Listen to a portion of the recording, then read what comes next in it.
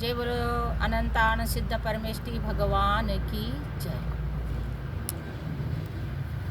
महानुभावों, आज मैं जो हमारे इंदौर के पंडित जी रतनलाल पंडित जी वो अभी सलेकना में है, तो आज उन्होंने नवा प्रतिमा भी धारण कर लिया और जलपान करते हैं, तो आज उपवास भी है, बहुत कुछ त्याग किया है, तो इसलिए मैं सल्लेखने के बारे में कुछ बता रही हूँ। तो महानुभावों, सल्लेखना जो है हर कोई ले नहीं सकता है, क्योंकि ये सल्लेखना जो है ये पुण्यवान जीव और जिसका भावी पर्याय जो उत्कृष्ट है, देव पर्याय है, ऐसे ही जीव सल्लेखना ले सकता है और उनका ही भाव होता है। तो बहुत से लोगों की गलती है कि ये सब छोड़ते हैं, तो ये सब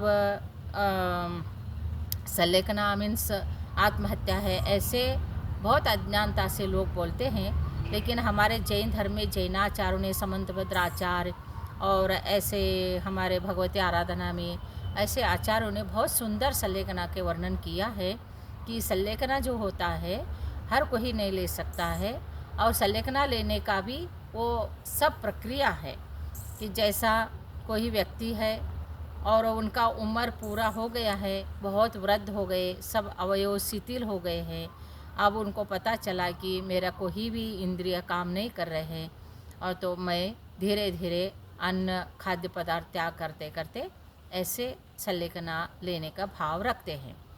और किस प्रकार लेना है विधि मैं बताऊंगी। और दूसरे कोई बीमारी हो गए और असाध्य रोग हो गया, तो वो उससे बच नहीं सकते हैं, तो उनको भी क्रम से सल्लेखना लेने का, उस मार्ग से चलने का, क्योंकि शरीर तो छोड़ने वाला ही है। शरीर छोड़ने के पहले अपने स्व इच्छा से, स्व मन से, विशुद्धि परिणाम से उस शरीर को त्यागना होता है।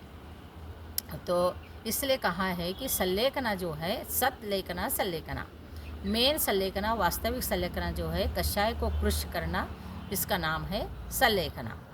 तो सल्लेखना जब लेते हैं तो वैसे मरण जो होता है 3 प्रकार के मरण होता है। एक च्युत मरण, चावित मरण और त्यक्त मरण, ऐसे हैं। च्युत मरण जो होता है ये अपने अपने जितना आयु कर्म बंद करके आए हैं, तो आयु पूर्ण होने के बाद जो शरीर छूट जाता है और ये आत्मा फिर रीबर्थ, जहाँ भी जो पुण्य कर्म किया है, आयु बंद किया है, वहाँ पर जाके जन्म लेता है, तो इसको कहते हैं च्युत मरण। और चावित मरण जो होता है वो कोई बीमार हो गया, एक्सीडेंट हो गया, असाध्य ऐसे कुछ घटना घटी या विष ग्रहण कर लिया, इससे जो मरण होता है उसको चावित मरण कहते हैं। और त्यक्त मरण जो है ये सल्लेखना है, तो स्व इच्छा से शरीर को छोड़ते हैं, कषाय को कृष्य करते हैं, ये त्यक्त मरण में आता है। ये त्यक्त मरण भी 3 प्रकार का है, भक्त प्रत्याख्यान, इंगिनी और प्रायोपगमन मरण है। तो भक्त प्रत्याख्यान मरण जो होता है, इसमें नियम और यम ऐसे त्याग होता है। आहार को त्यागना है तो नियम रूप से त्याग किया जाता है, उसको नियम सल्लेखना कहते हैं, और यम जो आजीवन त्याग किया जाता है उसको यम सल्लेखना कहा जाता है। तो उनके अपने शरीर के स्वास्थ्य के दृष्टि से, इंद्रियों के काम करने की दृष्टि से वो जो नियम सल्लेखना लेते जाते हैं, फिर यम सल्लेखना में आ जाते हैं। तो हमारे आचार्य ने कहा है कि ये क्रम से त्याग करना होता है। पहला जो अन्न खाद्य ऐसे पदार्थ है, सॉलिड पदार्थ है, इसको छोड़ो, फिर उसके बाद स्निग्ध पदार्थ को सेवन करो, जैसा दूध है, ऐसे चीज़ों को ग्रहण करो। फिर उसके बाद वो सारे स्निग्ध पदार्थ को छोड़ के छाछ है, पानी है, नारियल का पानी ऐसे लेना।